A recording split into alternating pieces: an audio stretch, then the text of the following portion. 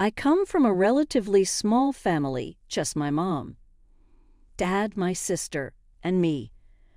I am 28, and my sister is 24. I may be a little biased because I am the one in the situation, but I'm not exactly the favorite child. Everyone seems to do what my sister wants. They give her whatever she desires. It's been like that since we were kids, and it's so annoying. When it comes to me, everyone thinks I should be able to handle myself and be mature. It's true, but not as a kid. What could I do for myself at that time? Anyways, it helped me become a better person today. At least I don't depend on my parents for anything, unlike my sister. At 20, I moved out of my parents' house because I was honestly sick of their favoritism. I moved to my first apartment, a small one, as that was all I could afford while going to school and working at the same time. I was super proud of myself for pulling it off. From there, I kept growing, graduated from school with honors, and went on to do my master's, which I completed last year. I'm doing pretty well for myself, but it still feels like I am invisible to my family, and I have come to terms with it. I'm getting married to my longtime boyfriend and the love of my life. We've been together for about 5 years since my second year in university. My relationship with my family affected me a little, to the point where I thought I couldn't have meaningful relationships because I felt like I had nothing to offer. But when I met Ricky, that's not his real name, by the way, and built an amazing relationship with him, I realized that I am not the problem. I decided that I will no longer beat myself up for not having a close relationship with my family. We do talk once in a while, but it's all just surface stuff. We are just not close, as most families are with their first child, which I honestly think is strange. Anyways, Ricky and I have been going at it for years, as I mentioned, and he proposed to me the day we went out to celebrate my master's degree. I was so excited. We had talked about marriage a lot, and we both knew that was where our relationship was heading. He proposed to me in the most romantic way, in the presence of my closest friends. I had thought we were just going to hang out, and then one of my friends said we should speak about what we all mean to each other. She convinced us to do it. I later found out that it was all an act. Though when it was Ricky's turn, he spoke about everyone and left me for last.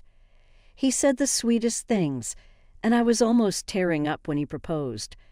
That moment was so magical, and even reliving it takes me right back to that spot, and I feel the exact same way. I love him so much. I didn't feel the need to tell my family until we were ready to start making plans. After all, they didn't even know I was dating, and I don't think they cared.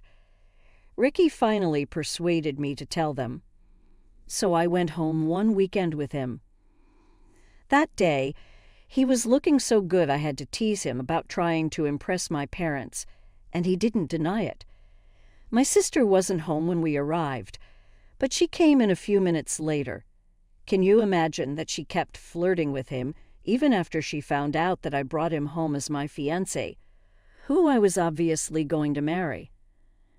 I was irritated at my sister's behavior and the fact that my mom said nothing to her. Ricky helped me keep my composure, though, because he held me tightly to his side the whole time. My parents seemed happy for me. Well, it's not like they had a choice. I wasn't there to take permission, but to inform them of my decision. After some weeks, Ricky took me to one of our favorite places, and I noticed that he was being extra gentle with me. He did that when he had something serious to tell me or something he wasn't comfortable with, so I braced myself up for it. I was so curious that before we got to the restaurant, I asked him what the problem was and what he wanted to tell me. He asked me to calm down and that he wasn't running away. He told me that my sister had been flirting with him since they met. She found him on social media and wouldn't let him be. So now it's uncomfortable for him. She told him to leave me because she was better for him than I was. I was furious. How far could she really go? I didn't want to speak to her on the phone, so I told Ricky that I was going to my parents' house the next day to set things straight. I arrived at my parents' house at noon. I had called beforehand to let them know I was coming, and I wanted everyone to be home because I needed to discuss something important. It was Saturday, so I could easily get everyone together. My mom told me that it was perfect that I was coming because she wanted to speak to me as well. I told them that my sister had been flirting with my fiancé, and I wanted her to stop immediately. There were so many other guys, and mine was already taken, so she needed to behave herself. Thinking about it now, I could puke. My mom said that was why she wanted to speak to me, because my sister hadn't been herself since she met Ricky, as she was in love with him. She asked me to let Ricky go and let my sister have him. Ricky wasn't a toy. I told them that they were the most selfish people I have ever met in my life, and I was ashamed to identify with them as my family. My mom did all the talking while my sister was crying crocodile tears, and my dad, as far as I am concerned, is a figurehead because he does whatever my mom wants. Mom told me that I was the selfish one putting my needs before my sister's, and that it was what she had tried to teach me for years, but I never got it. That was the most ridiculous statement I had ever heard in my entire life. I told them that I would do no such thing. I have been with Ricky for 5 years, and we are engaged to be married, so I can't break up with him because my sister, who only met him once, developed feelings for him. My mom said that they wouldn't be a party to my wedding since I cannot fulfill their wishes and do what they are asking me to do as my parents. Dad didn't say anything, but I knew he would just do what she wanted because he didn't have a backbone to stand up for himself. It was not the first time that they treated me this way and expected me to be at the beck and call of my sister just because she was unhappy about something or throwing some stupid tantrum. After that, I left. I was so upset that I cried in my car as I drove back home. How did I get there? And who were these people? Could they even hear themselves? If the tables were turned, would my mother ask my sister to break up with her fiancé for me? Ricky thought I had been lying when I told him what happened. He had known about how my parents treated me, but this threw him off. I told him that I was sorry that my family wouldn't be at my wedding because my sister is in love with him. Even saying it out loud felt ridiculous. Preparations for my big day were going really smoothly. My family hasn't come back to their senses. My sister is still trying to get with Ricky. He blocked her on every platform that she ever reached out to him. So I hope that sends her the message and she understands that he would never leave me for her. If I were a man and the sister of my fiancé was trying to get with me, especially openly, I definitely would not agree to it. My friends have been the best, and they have been there for me, making sure I wasn't stressed out about my family issues. My best friend called my mom and sister to speak some sense into them, but they were adamant. My mom admitted that the only reason why she said she wouldn't come to the wedding was that she thought it would stop me from getting married to Ricky. I laughed so hard when I heard that my mom really thinks she's that important to me. Sure, I want my family at my wedding, but if they are going to act crazy, then they can stay out of it. It's not like they ever made me feel important or wanted in the family before, so my wedding wouldn't be different. I still sent them an invitation, though, so it was solely on them if they decided not to come. I was letting them know that they had a chance to be in my life, but in my mind, I knew that it was the last straw. My relationship with my family depended on how they handled this. If they came back to their senses, then we would move past it. Still, if they decided to act funny, then I would cut them off my life because I don't want any negative energy around me. The ball was in their court. My wedding was all I ever dreamt of and more. I'm writing this from my honeymoon destination as a married woman. I can't believe it. Guys, I am seriously married to the love of my life, Ricky, who is everything to me. I am so thankful to him for standing by me and not running away from me and my crazy family. Speaking of which, they didn't come to my wedding, and it was really painful. I kept giving periodic glances at the congregation to see if they would show up, but they didn't. Ricky knew that that was what I was doing, so he hugged me and asked me to focus on him, and I would be fine because right there and then, both of us were all that mattered. It was our day, and no matter who was absent or who wasn't happy with our marriage for whatever reason, we were happy, and it was the best day of our lives because we had waited years for this. Ricky's family is so loving, so they would have to be enough for Ricky and me because right now, my heart doesn't recognize that I have parents or a sibling. I don't know if it would ever change, but I choose to be happy regardless. NTA, I can't believe your parents.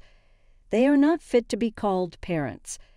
If I ever meet your sister, I'm gonna beat her for real because she needs to get over herself. NTA, silent father. I'm super disgusted. He watched his wife destroy his family. NTA, you don't know your family anything. I'm surprised you were this patient. Next story. I don't really know how to even start this. Well, I'm 32 male, have 3 kids, a 6-year-old, 4-year-old, 7-year-old male, but only my daughters are shared with my wife. I married my wife 6 years ago. Before her, I had a friend with benefits I met in college, but she had to move out of the city, and I couldn't hear anything about her. A year ago, she contacted me out of the blue to let me know I was her 6-year-old son's father, which pissed me off. We did all the tests to make sure he was my son. And yeah, he is 100%. She made that clear. She contacted me because she was struggling financially and needed my help, not because she wanted to destroy my life. My wife wasn't happy about this, but as it happened before I met her, she couldn't complain. I'm no one to deny a child the right to spend time with his dad since I know how much it hurts. So I asked his mom to let me spend the weekends with him. He is great, and we learned to love each other. So we changed it to 50-50 custody for her to settle down, and because I love spending time with my boy. Our house has 4 bedrooms, 1 for me and my wife, 2 for our daughters, 1 for guests. It was until my son came into the equation. Once my son appeared, I renovated the room to give it to him, even though he only spent weekends with us for the first 3 months after I found out. He had a room of his own in our house, so he feels welcomed, and now that he spends a week with us, he personalized it and really feels like it's his own. My daughters love him, and he loves them back. My wife is indifferent, but I'm not asking her to be my son's mom. He already has one. This past week was my time to have my son. My wife knew it, but my in-laws were going to visit us. We only have 4 rooms, so we had 2 options. They sleep on the couch or they go to a hotel.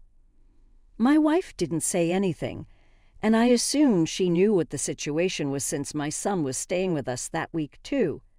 And even if he wasn't, this is his room now, and no one goes in when he isn't around. So I think my wife assumed I would skip my week since in-laws were coming, and they used to stay in that room. Her surprise was when I picked up my son and took him home. She was kind of pissed off and said, "You know my parents are coming, right? I know what's the issue." I replied, "Where are they supposed to stay?" said my wife. "In a hotel." She went mad and started telling me to take my son back and skip this week, but I said no. This is also my son's house and has more rights to be here than the in-laws. So in-laws had to stay in a hotel, but didn't last that long since they left 3 days later. Supposed to stay 2 weeks. Now my wife says I humiliated them and calls me TA for not skipping my week. But if I skipped, I had to wait 2 weeks to have him around, and my son loves spending time with me, and I love spending time with him and my daughters. AITA for the way I treated my in-laws and not skipping my week. EESH. Y'all need to talk about stuff. I bet your in-laws left because they weren't expecting to drop a couple of grand on a hotel when they thought they'd have a place to stay. Yeah, you suck. But for expecting you to send your son packing, your wife is definitely an ah. That being said, it really doesn't sound like you give a damn what your wife thinks about having someone else's kid dropped on her like that. You act like her feelings 100% don't matter when they should. Now, you shouldn't ostracize your kid, but treating your wife with some grace just might be the decent human thing to do. It. Mostly because communication from both of you is atrocious. You both 100 knew there would be a conflict. There's no question about that. You both chose not to discuss it with the other because you both assumed the other would change their plans to accommodate. It doesn't matter what the solution should have been, you both suck for not talking about it in the first place.